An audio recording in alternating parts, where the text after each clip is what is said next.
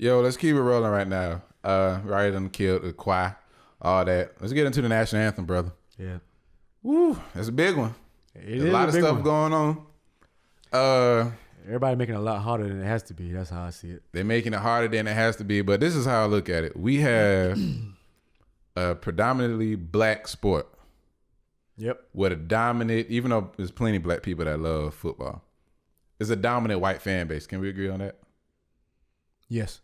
It's a pretty dominant white fan base. What you would say numbers wise? 60-40? 60-40. Because even, I know black women love football as well. White women love football. But I believe they had like some type of chart survey. And white women are like one of their biggest supporters when it comes to NFL for whatever reason. Never mind. It's just clear. I know the fucking reason. White women, black dudes. Anyways, you probably want to edit that out. Anyways, I might not. But that makes sense. White women love the NFL. Anyways, so basically what we got here is 100% white owners. Let's say 60% white fans. We can fact check that later. Edward, if you want to look it up right now, you can give me the number. I'll give the viewers a number. But a lot of white people and looking at black people in the sport, and they got the stay in your lane type thing going on where they don't like the black players kneeling for the anthem. Me personally, I don't think it's a problem when it comes to kneeling for them. They just don't like the image of black man with power overriding their anthem. I don't think they really care about you kneeling, but they just want you to stay in your place, So when the NFL came out and they said, either you stay in the locker room or you get fined. So the guys that beat women in the NFL, which is a lot, the guys who got in trouble for drugs, all these other guys will give you 2, 3, 4. Adam Pac-Man Jones, shout out to Pac-Man, I like him. But he done got about 8 chances. Too. Yeah, he done got about 8 good chances. Okay, Greg Hardy did some criminal crazy stuff to his girl. He at least got a second chance. He didn't get a third one. He at least got a second chance. Colin Kaepernick never got another chance. We talking about a Super Bowl. And that shocked me because I was on the record last year saying that I thought he would be on somebody's roster by week 8. I do remember. You remember me saying that? I remember you saying that. I thought that would happen when somebody's quarterback got hurt and they was teetering on playoff contention. I thought he would just fall on somebody's roster, but it never happened. That shocked me. Yeah, it shows that they really have an agenda not to allow these guys to. So the fact that him and Eric Reed, 2 guys who's pretty freaking good, a Super Bowl NFC champion winning quarterback and a great young safety, is not on anybody's roster, and they're both young. But you got all these criminals still getting it. It shows you their agenda. And so just let me know what you think, man. That's just how I feel. Quarterback in the NFL always has been dominated by the white male. That's not helping Colin at all either. Because it's the highest paid position in football. And it's the face of the franchise. It's the face of the franchise, and it's arguably the most important, especially in today's football where running backs are a dime a dozen, and people like L. Bell not even getting his money. And it's not even thought about. We'll replace him. Dumbest front office in sports. I'm a Steelers fan, and that's how I feel. That's a bad move, Steelers. Terrible move. But Colin Kaepernick not being on nobody's roster, Ed Reed not being on nobody's roster. These guys have been targeted for so long, but the thing that gets on my nerves when I think about this is the players got so much power. So much power. But they don't realize they have so much power. They got the most power. If everybody was to decide, not even for the entire season, for 1 week, that we weren't going to come out, or we going to all kneel. Not hold hands and have the owner out there, but to kneel. Just kneel and put on that display for the world. Like, I just feel like that'd be so much power because other people would follow suit. Yeah. And I just feel like I don't know what the end goal is here with it. So, like, it's kind of hard for me to really speak on this because the anthem is the anthem no matter what sport it plays in. And like I told you off camera earlier, the NBA stands for the National Anthem, and we seem to not care. It just goes. We don't. It's swept under the rug. Like, it's not the same anthem. Because we don't want any, as football players, our football fans are backing the decisions. I know me and you will never back the decision, but the way they try to sweep that under the rug, I think a lot of people feel basketball-wise like we don't even want to talk about that. Hear no evil, see no evil. LeBron, and I hate to bring this up, he's my favorite athlete of all time. Okay. But he even came out 2 years ago and said I would never not stand for the And anthem. I remember that me and you talking about that. And, and that was hurtful for me. And I'm like, and what about Adam Silver's comment before the season even started? Like, I'm not worried about my players. They're going to stand. Very slave owner, like very slave owner mentality. Type mentality. Made me feel away. And this is the thing with black people, like when it comes to discussions like this, we don't want to put that on them. Like when people hear slave owner, they're like, Adam Silver, the guy who banned the Clippers owner, right? Sterling. But just the nice guy persona doesn't do anything for me. It doesn't. I just look at how you operate and how it moves. He's making more money than you guys. Besides, of course, the LeBron James of the world. But the average NBA player, he's gonna bank more than y'all. Yeah. He runs it, and for him to come out and say we would never have that issue because y'all not gonna kneel or sit down. It's kind of the exact same thing that the NFL players. And Roger Goodell never even said that. To give him credit. Yeah, to give him to credit give him on any that, credit, yeah. On that, yeah, he never actually said that. Yes. But he's clearly had been influenced by the president because I think he tried to implement something last year after Donald Trump made his statements. Well, no, he didn't specifically. The owners tried to issue a fine. But I see the Giants owners spoke out earlier this week and said they weren't going to penalize the players. They with the players. Player on the Dolphins, I forget his name right now. Forgive me for my ignorance of his name, but he spoke out and said that he's going to take any fine come his way. I believe, was it the Jets owner that said that he... Woody Johnson said he will pay. But in my view, they have to say that because they have to look at those players almost every day. And they're the ones that have to recruit players. Right. And they know they have to recruit black players. And they know they can't lose the players. Because we're 70% of the league, I want to say, in football. Or more. And even if we're only 70%, we dominated at the good. Like the other 30% that aren't not that good. Right. They're not that good. Right. So unless it's the quarterbacks. Quarterback. And I'm not being racist or anything. Like, of course, you have Jordy Nelsons of the world, who's pretty good. Skill position. Gronkowski's, Tom Brady.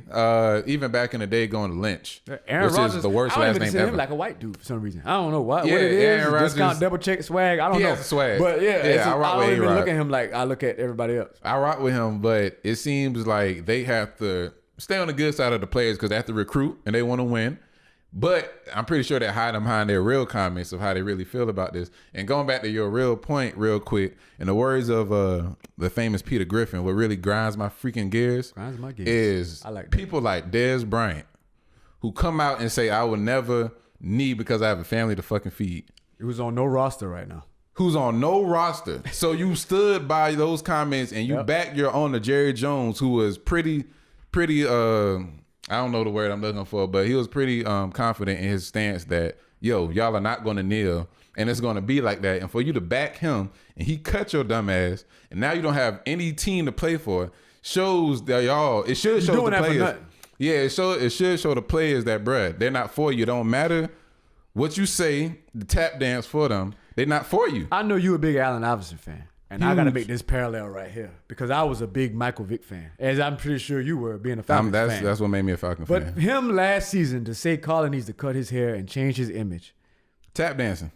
I mean, it just shows me that it's no extent of a low that NFL players will stop at to try to please their masters, their slave masters. And you can say we're trying to play the race card or whatever it is. It is what it is. But you got to call a spade a spade. Like, facts. Vic has no reason to say that. I mean, granted, he was given a second chance, and he earned his second chance, did his time. But what he did and what Colin Kaepernick did, they're apples and oranges. Like, you shouldn't even try to make that parallel. Colin and Mike, I'm with you on dog fighting shouldn't have got you that much time. Right. In jail. And I was with you and I was backing you because that was just completely bullshit. The way that they drug you and your name in the mud for fighting dogs. And I'm not against dogs, but come on, bro. I'm not against dogs at all. But that time that bro got for fighting dogs, come on. But let's be real. Especially when the white lady just got probation for hanging a toddler. For hanging a toddler. And hitting probation. 2 people with a car. Yeah. That's neither here nor there. And people pick and choose what animals they like and what they don't like. In White China, people love animals. They love animals, but they'll kill a deer and a bear in a minute. And that's cool with them. But anyways. Freddie Gray. Tamir Rice. Yeah. Trayvon Martin. Exactly. And they say get over it. And they say get over it. But for Vic, even though I'm with you, you broke the law and you did your time. Don't compare what you did with what Colin did. Yeah. Colin broke no laws. He stood for his people. Well, actually took a knee for his people. And that's another thing I was about to say. The anthem was never made for us, brothers. Like, y'all that say I'm standing up for the anthem, they brought up slavery in the anthem. The guy that made the anthem was talking about white people. He wasn't talking about us. So for y'all to have y'all hand over your heart like some clowns, like, oh, I'm going to stand for this because it's my country, this and that. No. When the anthem was constructed, you were still slaves. You were still slaves. Were still slaves. You were still slaves. That's just a fact. That's just what it is. And you don't see, if Hitler made a song, which he probably did, or anything that stood for what he had going on, you're not going to see a Jewish people standing up for that, it. honoring that. Because even if they edit out some lyrics and made it sound good, the originator is still Hitler. The originator of the anthem is still a slave owner. Donald Trump, the best thing that ever happened to black people in the past 100 years. Yeah, it's making them think. Some of them. It's making us think and it's making us react. It's exposing. It's like when you cut the lights on, all the roaches run out. That's what's happening right now. Yeah, and it's pretty powerful. And it's better. It's better like this because now I know I don't have to assume when I walk out of an establishment, I wonder if they were racist. They're showing me. They're more open to show me now. I don't have to wonder no more. Yeah, if that was what's going on. This is what's going on. That's what's going on, and his input on the NFL is funny to me because the president that has a billion other problems, but worry about the anthem, it shows that there's something else going on behind the scenes that we're not really picking up on. Excuse me. So that's definitely something big, and once again, we want to. You think Colin ever throw another football in the league? He'll never be in the NFL. How about Eric Reed? He'll never be. Eric Reed for the 49ers will never play in the NFL again. And it's sad because they're trying to make them an example that this could happen to y'all. But brothers, listen here. Y'all are the NFL. That's what I'm saying. We got not so these much owners. more power, and we're not even honing. Put your money together. Like y'all that got these guaranteed contracts and y'all are afraid of losing this and losing that and y'all worry about the sport. Let me tell you something. That summit that was bought up with Kareem, Muhammad Ali, Bill Russell, Muhammad Ali, Jim Brown. Jim Brown. I'm sorry, y'all, but they wasn't banking like how y'all banking right now. And they took that risk. Yeah. And it benefited us. So I need somebody in the NFL with some fucking balls to understand that, yo, I need to do something to benefit the players coming in next so they won't have to deal Somebody with this. said it needs to be some white players. It needs to be white players as well, because once again, we want to say this is not no racist thing. We just stating facts. It is what it is. Some people don't like the facts, but some white players, I'm gonna need y'all to stand up for this too. Who? If y'all agree. JJ Watt? Because it seems like every time it's an issue in the NFL with race, he goes and does something else. Like he did Hurricane Fund. Like he takes attention completely away from him when people start asking him questions. JJ, he's gonna do something else. And so look, I'm still a good guy now. Yeah, he's still a good guy, but he still stands for what he stands for, which is cool. I'm not calling him racist at all, but he wants no problem. Yeah, he don't want no problem with race issues. Neither does Tom Brady. I'm looking at Aaron Rodgers. That's the name I'm calling. Aaron Rodgers, I'm thinking the too. coolest white guy, I'll say, in the league. One of the coolest guys, period, no matter the race. I'm looking for somebody like him, and it's hard because he's in Wisconsin, and we know how the cheeseheads are. But somebody to back. To his credit, he did say last year Colin Kaepernick good enough to be on any roster. He did say that. He did, and I think he's edging. I think he's trying to stay on the thin line between not offending his fans and understanding that every player around me is black. Think about that. What you said, I believe that's true, but think about that. I don't want to offend my fans by sounding fair. Yeah, and because he knows the country that's the reality that we live in. That's the reality now. that we live in. That's the reality that we live in. We got to wrap it up soon, but that's the reality that we live in. That it's most dominantly racist people out here that's running this country and that's putting money in these NFL owners' pockets. Well, we have to appease them. We make our own league. We got to make our own league, and we got to do it soon. Players, stop being cowards. It's a damn shame that Colin took that knee and nobody stood behind that dude besides a couple players. Yeah. It's a damn shame. I don't rock with that at all. They got families to feed. No NFL this year Bryant, until we change that. Let's wrap it up. Let's keep it going, though. Anyway, let us know. Was we wildin'? Let us know down there in the comments. Don't forget to like, subscribe. Let us know, man. And let us know what we got wrong. Keep it going.